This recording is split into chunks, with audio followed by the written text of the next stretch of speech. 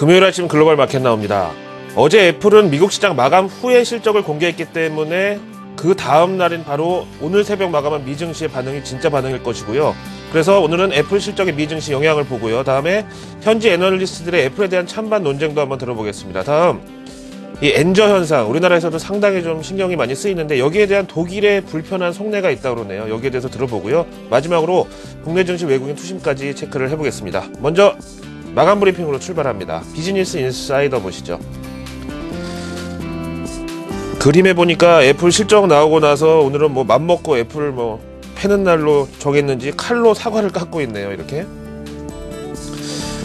하지만 미 증시는 지난 금융위기 이후 최고치를 또 한 번 경신하면서 제목에 보시는 대로 나스닥은 울었고 다우는 웃었다. 근데 우리나라는 보통 이 코스피 증시 뭐 삼성전자 영향력도 워낙 크기 때문에 나스닥 지수와 동조화 비율이 높았는데 오늘만큼은 다우 지수와의 동조화 비율이 높을 것으로 기대를 하겠습니다. 어쨌든 S&P 500 지수 경우는요. 장중한 때 1500포인트를 넘어갔고 사상 최고치 1565포인트에 이제 바짝 다가섰다는 설명입니다. 그 다음 애플이 뭐 물귀신처럼 끌고 들어간 기술주랑 반도체 관련주들만 빼고 미증시 전반적으로는 분위기가 나쁘지 않았다는데요.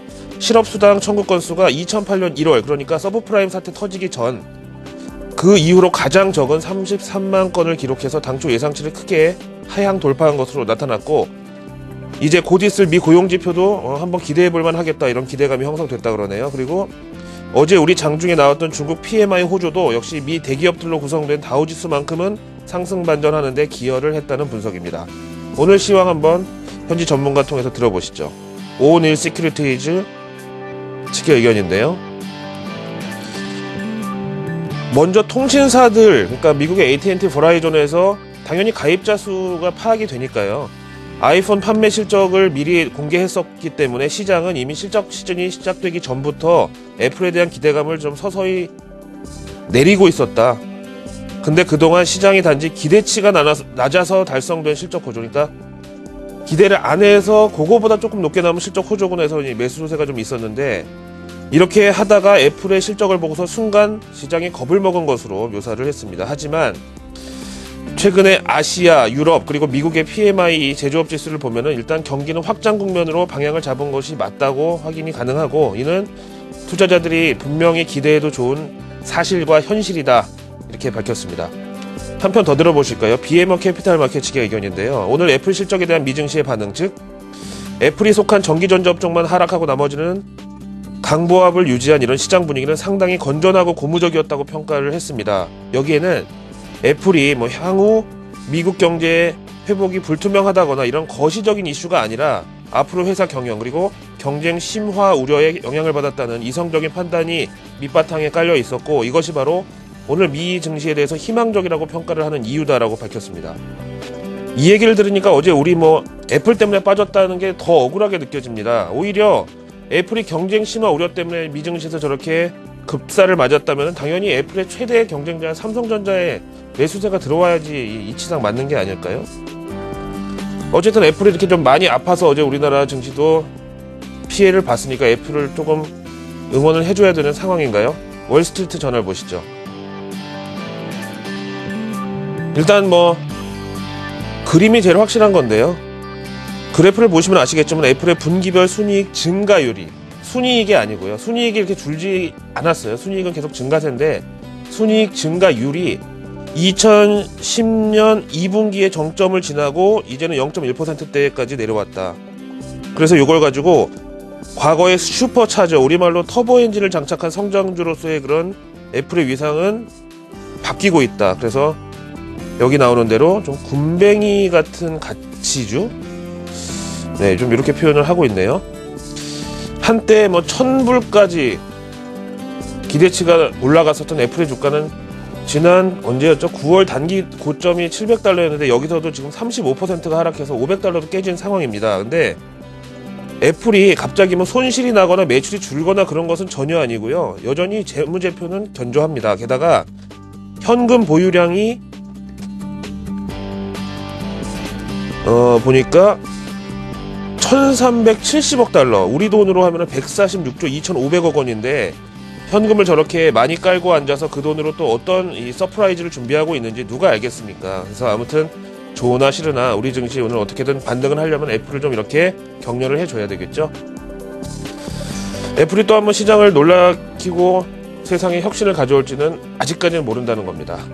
다음 엔저 현상에 대해서 불편한 나라가 우리나라 말고도 또 많이 있겠죠. 독일의 경우는 좀 이렇다고 하네요. 다보스에서 날라온 소식 포브스지 보시겠습니다.